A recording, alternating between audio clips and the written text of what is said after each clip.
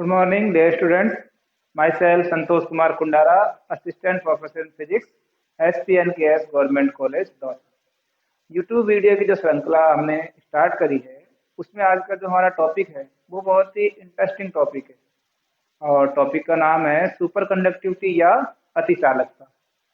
आज का टॉपिक है अतिचालकता। यह टॉपिक बीएससी पार्ट 3 के सॉलिड स्टेट फिजिक्स पेपर में है।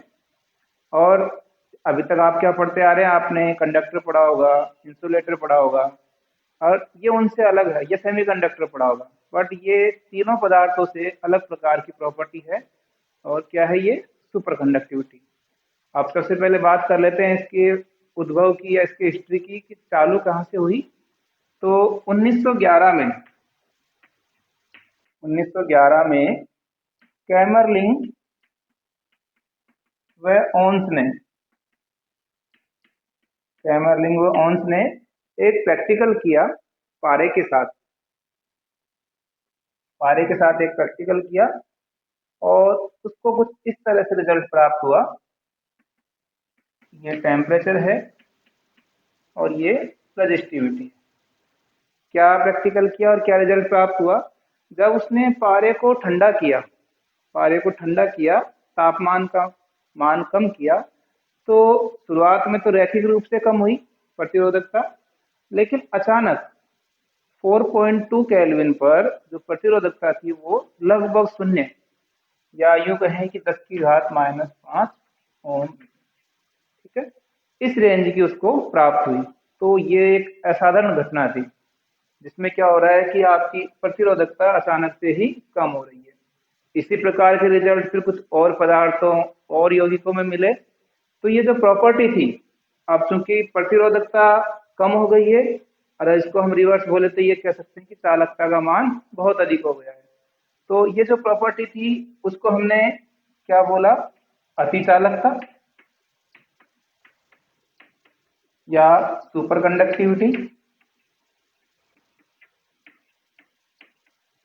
कंडक्टिविटी।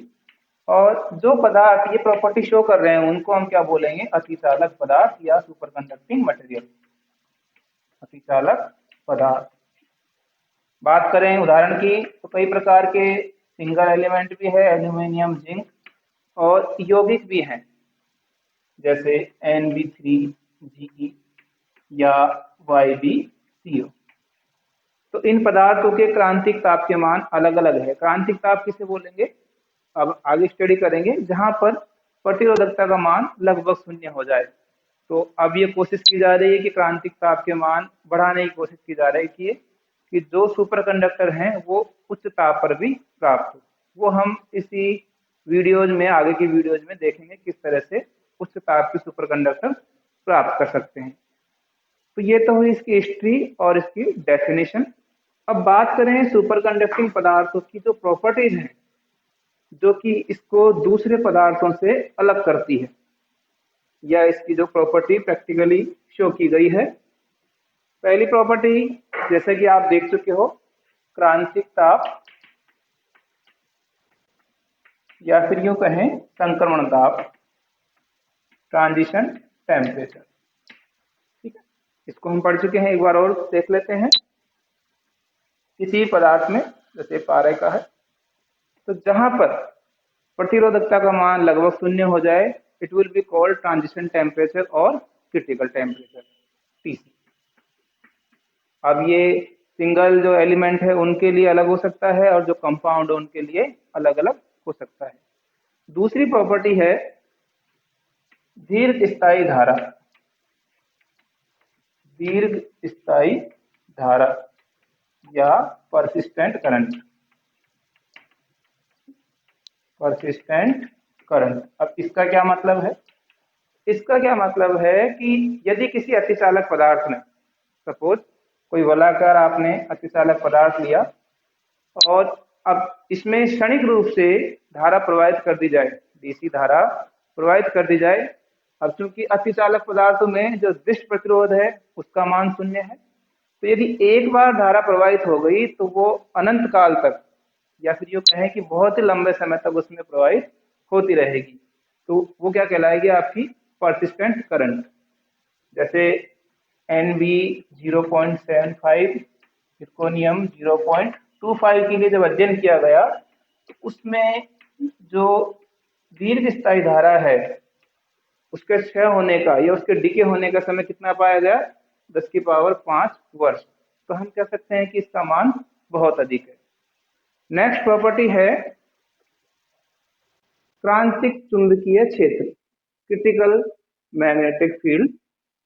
अब हो क्या रहा है कि जो सुपर कंडक्टिंग मटेरियल है उन पे लिमिटेशन है कि एक पर्टिकुलर टेम्परेचर तक ही या पर्टिकुलर मैग्नेटिक फील्ड तक ही ये शो कर सकते हैं इनकी सुपर कंडक्टिंग प्रॉपर्टीज। तीसरा क्या है, क्रांतिक चुंबकीय क्षेत्र, क्रिटिकल मैग्नेटिक फील्ड। नाम से ही क्लियर है। तो जैसे कि आपने सुपर कंडक्टिंग मटेरियल पे कोई एक्सटर्नल मैग्नेटिक फील्ड लगाया तो उसका वह अधिकतम मान जहां पर वो सुपर कंडक्टिव प्रॉपर्टी शो कर रहा है, और यदि उससे अधिक मान है तो it will be change into normal conductor, और उसे हम क्या बोलेंगे, BCT। अब ये जो क्रांतिक चुंबकीय क्षेत्र है ये भी तापमान के साथ वेरी करता है, और इसका जो फॉर्मूला प्राप्त हुआ है वो है BCT BC0 1 - T/TC का होल स्क्वायर। और इसको ग्राफिकली यदि शो करें, इसका जो मान है वो कुछ इस तरह से प्राप्त होता है। ये इसका अधिकतम मान है BC0, ये BC की वैल्यू है, और ये this is T, this is TC। तो इस एरिया में तो आपकी सुपर कंडक्टिंग या ऐसी स्टेट रहेगी, और इस एरिया में it will be in normal conducting state. Okay, तो ये बात हुई क्रांतिक चुंबकीय क्षेत्र की और इसकी टेम्परेचर डिपेंडेंस के बारे में। नेक्स्ट प्रॉपर्टी है 4th नंबर की, माइजनर इफेक्ट, और या फिर यूं कहें कि सबसे इम्पोर्टेंट जो इसकी प्रॉपर्टी है वो क्या है, माइजनर इफेक्ट या माइजनर प्रभाव। अब इसमें क्या हो रहा है कि हमने किसी अतिचालक पदार्थ पर क्या किया, बाह्य चुंबकीय क्षेत्र लगाया और उसको ठंडा करना स्टार्ट किया। तो दो तरह की स्थिति मिलती है, एक क्रांतिक ताप से पहले और एक क्रांतिक ताप के बाद। बात करें, सपोज ये कोई कंडक्टिंग सुपर कंडक्टिंग मटेरियल है। दो स्थिति में बना देता हूं और इनको समझाने का प्रयास करते हैं।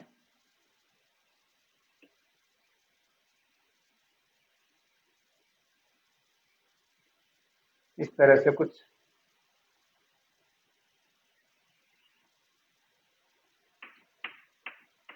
ये पहला केस है और ये दूसरा केस।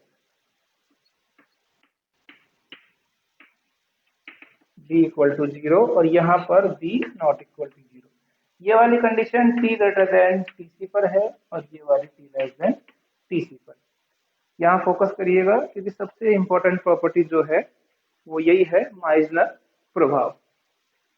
अब पहले केस में देखिए कि यदि आपने पहले पदार्थ पर चुंबकीय क्षेत्र लगा रखा है और जो ताप है उसका मान TC से ज्यादा है, तो क्या होगा, इस पदार्थ में से चुंबकीय रेखाएं गुजर रही हैं, या फिर हम यूं कहें कि पदार्थ के अंदर चुंबकीय क्षेत्र का मान 0 नहीं है।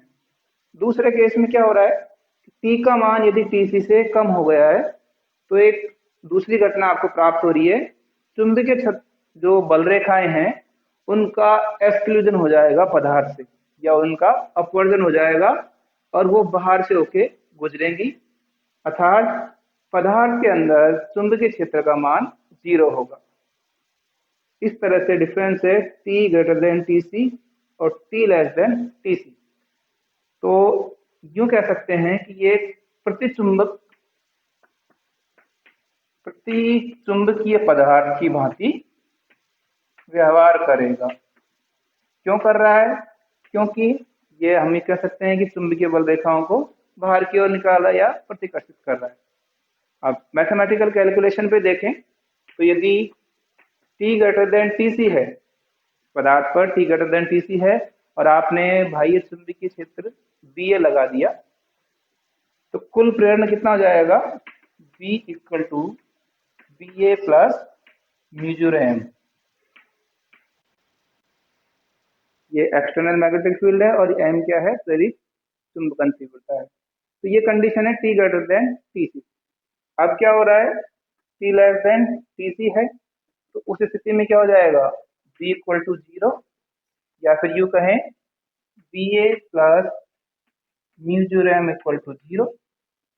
इसलिए काई इक्वल टू म्यू0m अपॉन Ba और दिस इज -1, जो कि डायमैग्नेटिक या प्रतिचुंबकीय पदार्थों के लिए प्राप्त होता है।